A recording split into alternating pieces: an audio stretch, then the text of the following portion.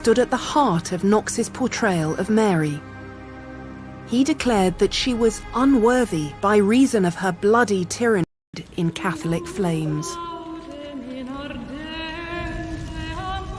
And it was that ferocity on the part of England's first sovereign queen that gave rise to the most explicit condemnation yet formulated of the whole concept of female rule.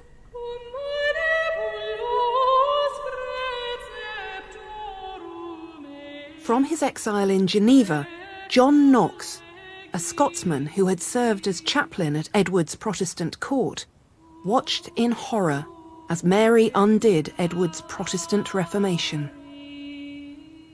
Knox responded in 1558 by publishing this book, the gloriously titled First Blast of the Trumpet against the Monstruous Regiment, meaning regimen or rule, of women. And it's clear from the first page that Knox was not about to mince his words. To promote a woman to bear rule, superiority, dominion or empire above any realm, nation or city is repugnant to nature, contumely to God, a thing most contrarious to his revealed will and approved ordinance, and finally, it is the subversion of good order, of all equity and justice.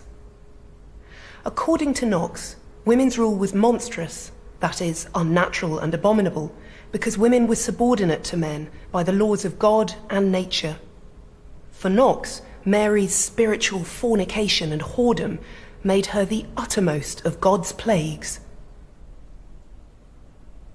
This is a piece of thunderingly misogynist polemic. But behind Knox's ranting lay a much deeper and wider cultural unease about the very idea of women holding political power. And there was an intractable catch-22 at work here. Women were soft and weak, hence unfit to rule. But a woman who showed herself to be strong was not the equivalent of a man, but a monster, a crime against nature.